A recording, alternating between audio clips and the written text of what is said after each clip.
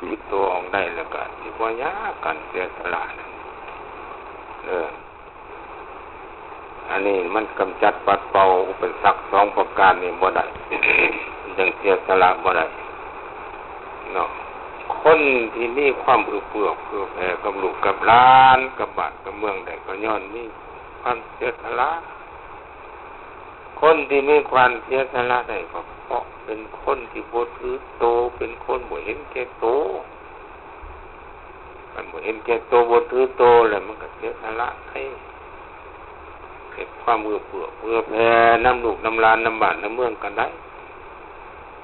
ที่บ่อยากเอื้อเฟื้อเผื่อแผ่ต่อบ้านต่อเมืองก็อย่างความเห็นแก่โตความถือโตว่าโตนี่บ่ได้เมียงบ่ได้งอกกับบ้านกับเมืองบ่ได้อึดบ่ได้อยากเงินก็เท่าได้ล้านแหละ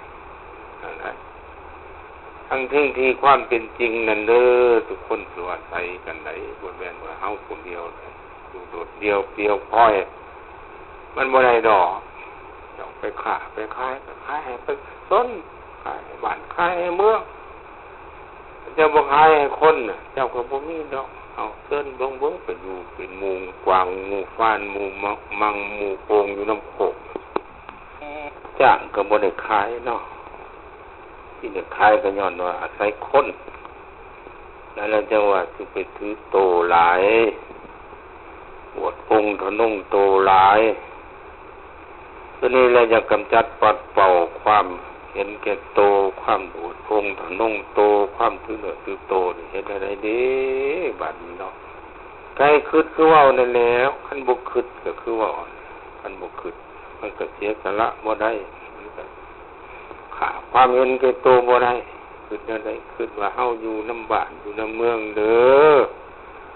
เฮามีความปลอดภัยจังซี่ก็ย้อนบ้านย้อนเมืองเด้อเป็นกำแพงป้องกันซอย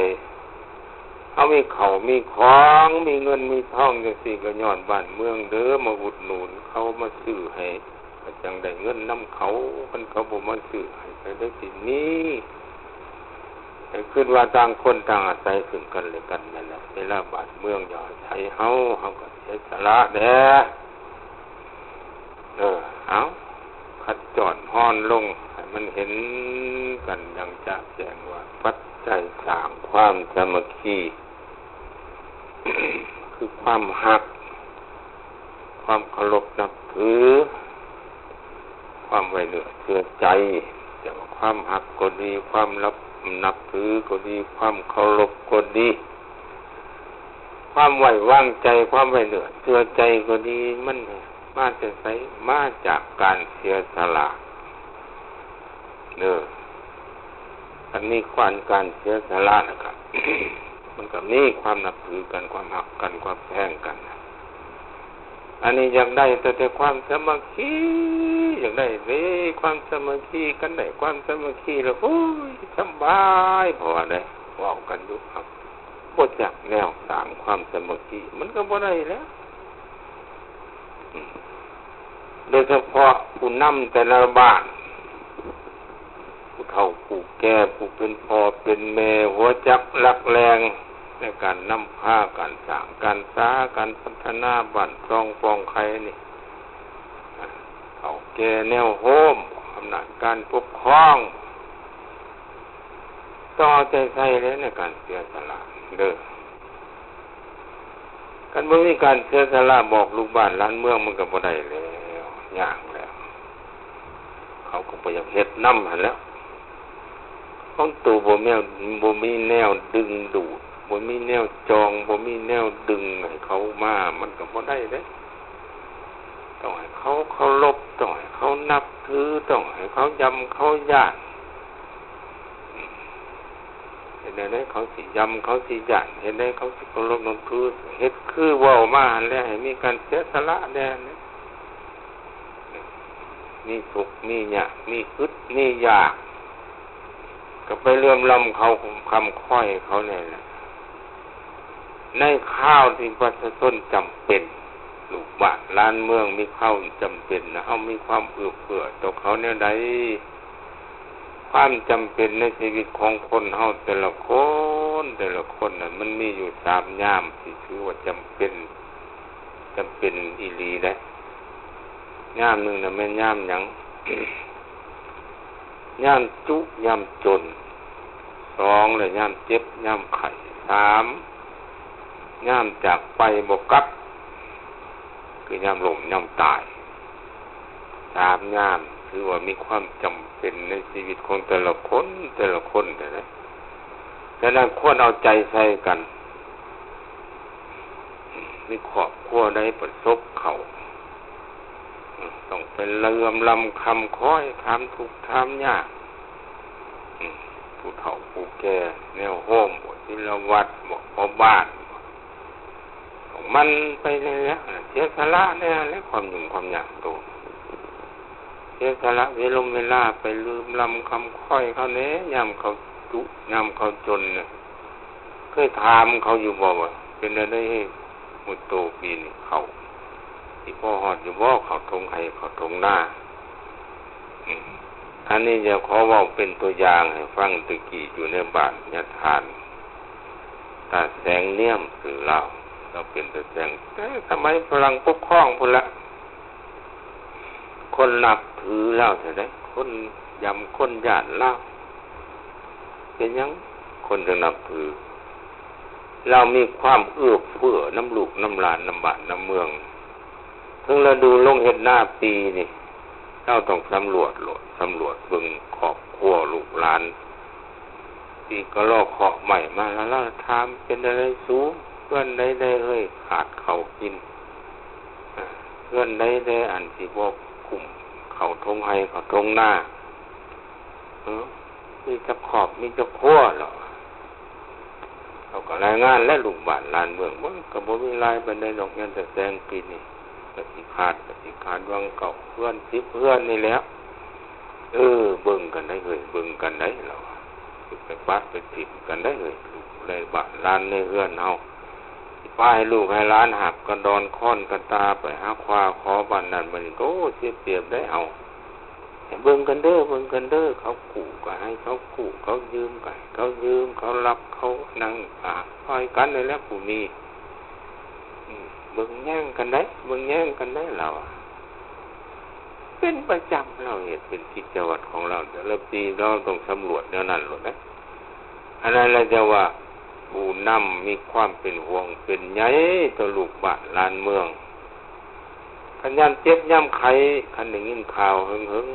ว่าขี้อันนั้นไข้บักอันนี้โซ่ถ้าออกไปแล้วดอกกินข้าวแรงแกงห่อนว่าเป็นอะไรสูงคือกูได้ยินหึงแล้วไข้ยังบุลุกอยู่บ่สู้เอาหมอใดมาเบิ่งสู้เอาไผมาเป่ามาพ่นเอาผู้ใดมาใส่หวานใส่ยาเราเห็นแนวนั้นได้ก็บ่หาว่าจกเงินจกคำให้เขาดอกแสดงความเอื้อเฟื้อน้ำลูกน้ำหลานน้ำบ้านน้ำเมืองเขาก็นับกระถือนะเพราะนั้นนะความเสียสละยิงย่ำหล่มย่ำตายแห้งแหละเราไปนั่งขบมอกอยู่หันเอื่นเท่านั้นมาเอื่นเท่านี่มาศิลวัตรนั่นมาศิลวัตรนี่มาเบิ่งได้หมดเจ้าเด้อเบิ่งเขาเด้อเบิ่งลูกเบิ่งหลานเด้อเขาเห็นอะไรบุญเด้กองบุญกองท่านเด้เขาเห็นเขามีบ่เอาเว้ากันได้เบิ่งได้โอ้ยามนี่แหละยามจำเป็นแท้ๆแหละเพราะว่านั่นคันเดียวนั้นไผสิบ่นับถือไผสิบ่หักไผสิบ่แพงคันเขาหักเขาแพงแล้วก็บ่ยากมันก็มาโลดบอกมันก็ไปโลดอันนี้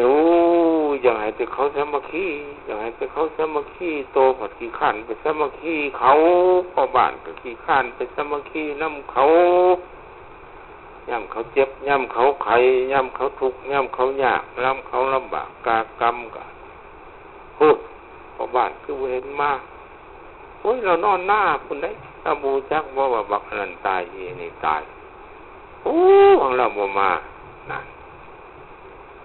อย่างนั้นแล้วมันจะมาได้พอเราอยากให้เขาสามัคคีกันมีเวียกส่วนร่วมได้บ้านบ่สามัคคี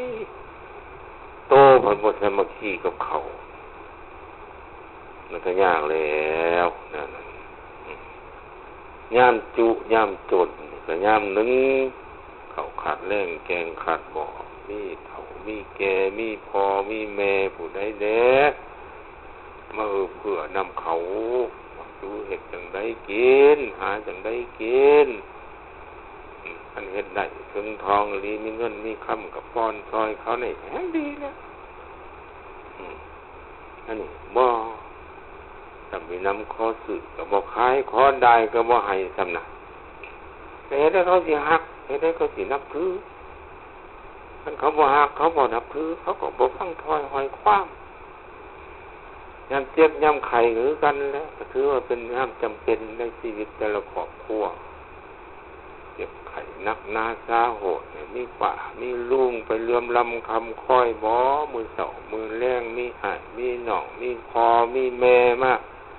ยืดยามถามข่าวในไหนบ่ให้ดีผู้นำในบ้านพอบ้านมาเบิ่งบ่ผู้เฒ่าผู้แก่พ่อแม่แนวโฮมมาเบิ่งเขาบ่มีแล้วบ่มีไผมาเบิ่งให้ดีเพื่อนได้ก็ลุกทุกข์ยากแน่แม่ห่างนั่งใหม่แฮงบ่มีไผเอาใจใส่บัดยามเวียกยามงานมาผัดเอาเด้ไปเด้อมึงเด้อไปเด้อไปเด้อไปเด้อไปเด้อบ่ได้เด้อบ่ไปบ่ได้ไปเด้อไปเด้อไปเด้อเดี๋ยวบ่ได้ไปแล้วมันว่าค่อยไข้สิตายบ่เห็นผู้ใดมาเบิ่งแน่แม่นความมันเลยได้หันได้ต้องเอาใจใส่กันยามเด้อยามจุยามจนยามเจ็บยามไข้ยามจากไปบ่กลับก็คือยามตายยามจังซี่ก็สมควรอย่างยิ่งแหละการตายเนี่ยถือว่าเป็นภาระหนักเคราะห์หนักถึงในครอบครัวใดก็จนห้องจนไห้พุ่นแหละให้นำกันเสียน้ำหูน้ำตาให้หยังให้ย้อนคือทอดจอดถึงผู้ตายกับวันนั้นให้ย้อนทุกข์ให้ย้อนอังญาติบ่มีแนวอยู่แนวกินให้พี่ให้น้องให้ลูกให้หลานมาคบมางั้นมาเบิ่งมาแย่งโอ้ยพี่นางโต2 ปี3 ปีควายก็คายงัวก็คายไปมาปัวลูกบ่ดีแท้ต่ำโอ้ยเอาเงินไปเด้มาเฮ็ดบุญน้ำใจได้ลูกเอ้ยพ่อนี่หมดไม้หมดมือแล้วแม่นี่หมดไม้หมดมือแล้วเอาเงินไปมากินมาทานน้ำเจ้าเด้เอาเงินไปมาให้พี่ให้น้องกินเด้ก็จะอุกกันได้ตกอุกกันได้แล้วอุกจนห้องอุกจนไห้กันยังวะทุกเนื้อเงินเขาก็บ่ให้เลยทุกอึดเขาอึดปลาอึดผาอึดแพร่เขาก็บ่ให้เลยลูกไตเสียเมียตายจากพัดภาคจากคนหักคนแพงให้แล้วเป็นจะว่ามันเป็นทุกข์นักทุกข์อีหยังที่เป็นนักต่อทุกข์ตายแล้วเป็นจะว่าขั้นไปเมียนภาคทรงสการคนตายจะว่าไปปงผีไปปงศพเป็นหยังถึงใส่ทับว่าปงมันนักเบียดอันนี้มันนักคือครอบครัวได้กันนักจนห้องจนหายคือว่าหั่นเป็นจังไสว่าไปปงน่ะอาศัยบ้านอาศัยเมืองเนี่ยไปปดไปซอยปงทุกปงยากปงอุกปงอังซอยเขาไปอบไปอุ่นเขาไปซอยไปเหลือเขาอันเป็นปงยาทานยาคู่กับไปเอาบุญปงศพยาทานไปเอาบุญเอาลื่นกับบ่ให้ใช้คำว่าปงนะไปเอาบุญกับทิ้นไปเอาบุญประเวทเว้นดอกไปปงบุญประเวทไปปงบุญบังไฟไปปงบุญกฐินบ่ได้เว้าจักเทื่อนะกันเราไปปงศพยาทานยาคู่ไปเอาบุญปงศพแสดงว่าศพนั้นเป็นของนักเรื่องตายนั้นเป็นของนักต้องไปปงเมื่อนี้ย้อนว่าความตายมันเป็นของนักของหลวงแหละมันจะมีประเพณีซอยเหลือเกื้อกูลกันโดยบ่มีการเสือบ่มีการเตือนโดยบ่มีการถนาว่ากล่าวพอได้ยินข่าวว่ามีคนตายเฮือนนั่นก็พากันไปเบิ่งไปแย่งเขาไปอบไปอุ่นเขาไปซอยไปเหลือเขามีเงินเอาเงินไปซอยมีเขาเอาเขาไปซอยมีอาหารการกินเอาอาหารการกินไปซอยมันจะเอื้อนเนาะเอื้อนดีเอื้อนนะทั้งที่คนตายโคโหลอยู่นี่เรียกว่าเอื้อนดีก็จะเอื้อนว่าเอื้อนดีนั่น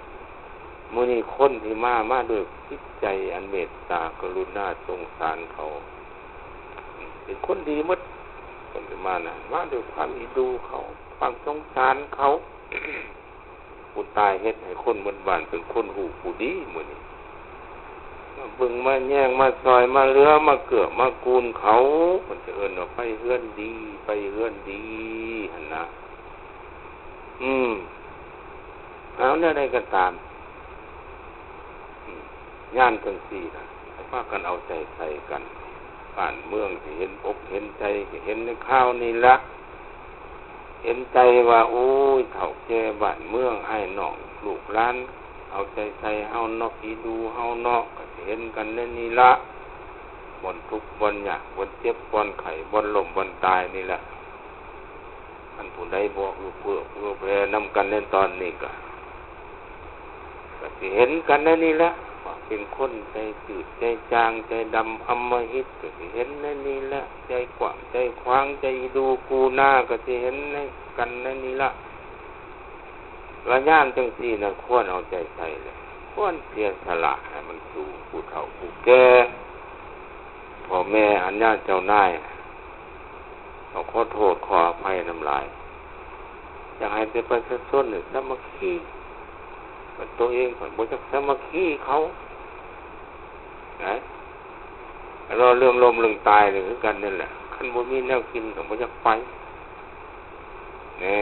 มันก็ขาดเลยเด้ขาดอีกขาดข้องขาดประเพณีความหมายว่าไปเฮือนดีก็บ่มีแล้วความหมายว่าไปปงก็บ่มีแล้วเดี๋ยวนี้อยากเสียหายนักเลยได้เดี๋ยวนี้ได้แทนที่สิไปปงให้เขาเบาอกเบาใจให้เขาอบเขาอุ่นจิตใจ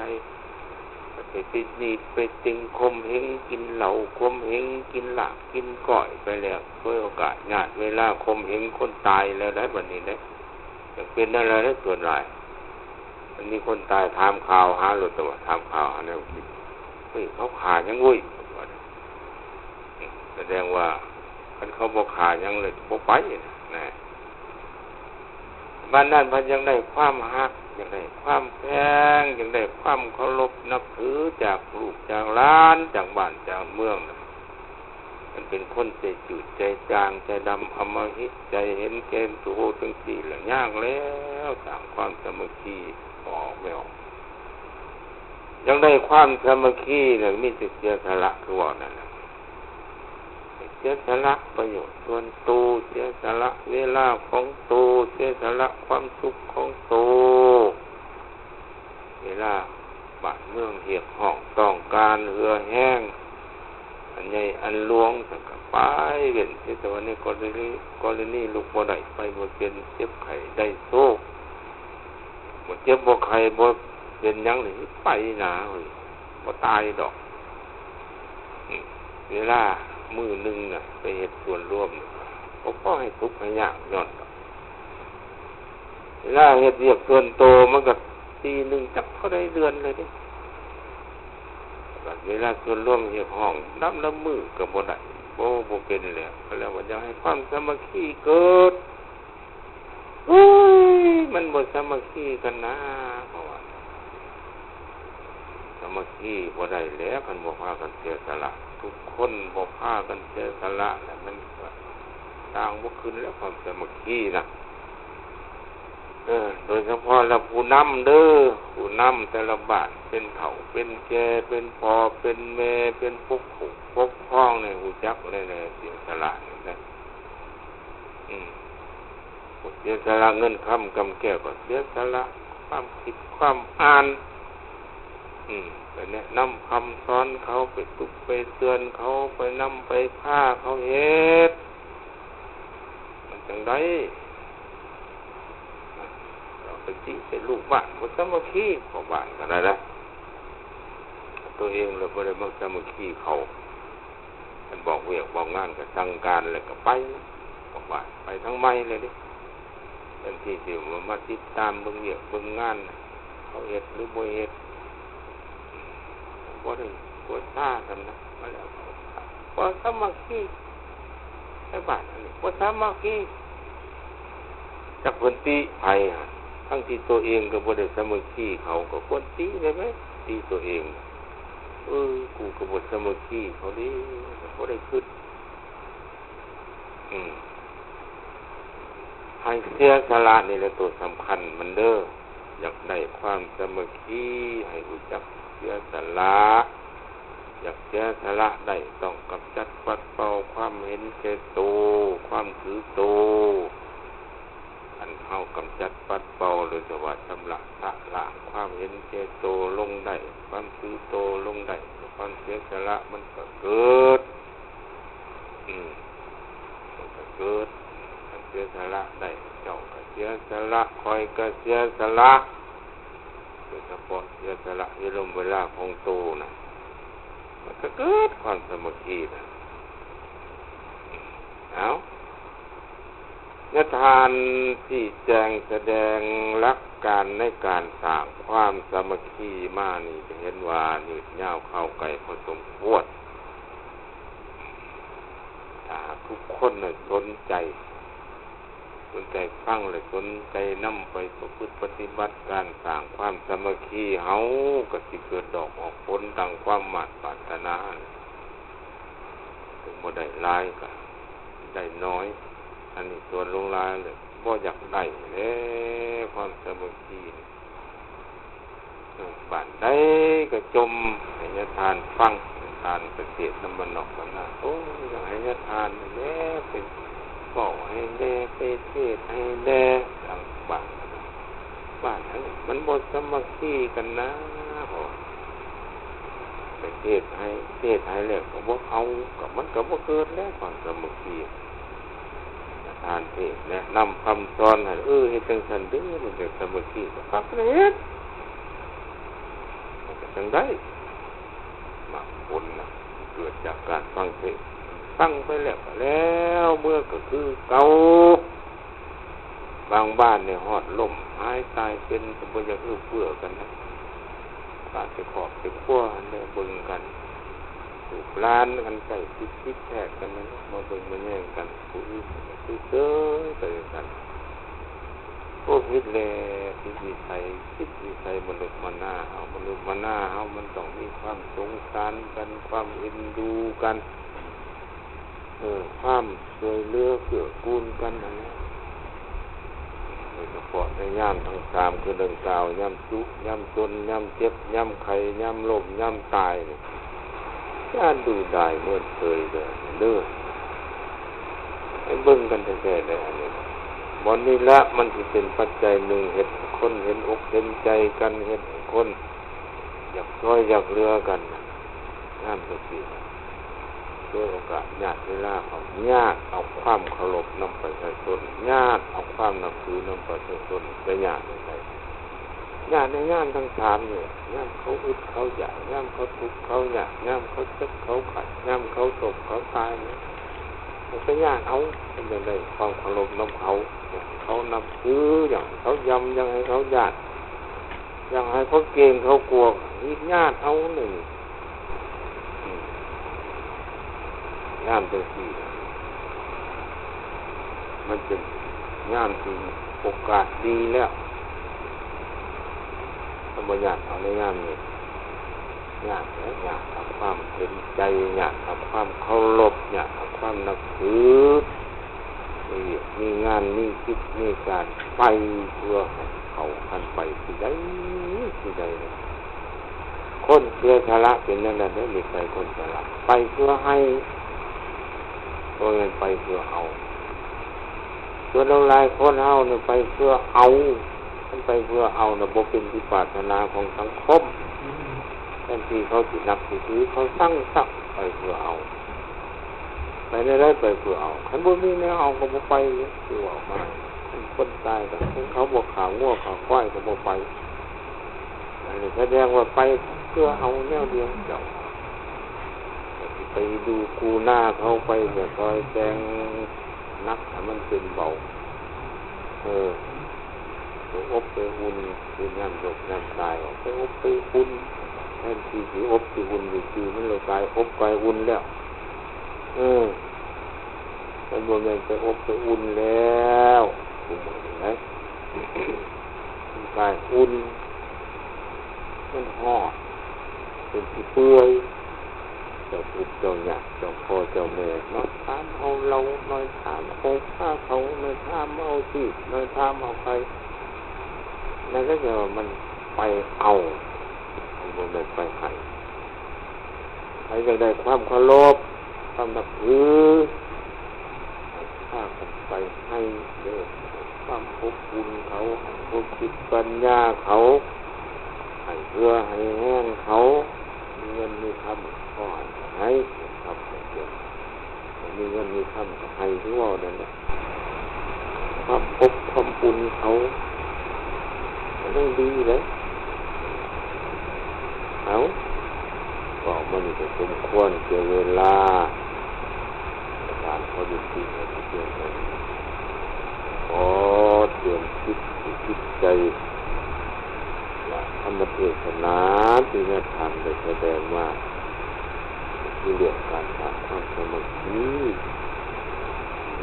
เป็นหมากเป็นผลก็อยู่กับที่เจ้าผู้ฟังกับที่เจ้าฟังไปแล้วที่เจ้าคิดที่เจ้ากำเอาไปคิดใจนำไปประพฤติปฏิบัติให้เกิดหมากเกิดผล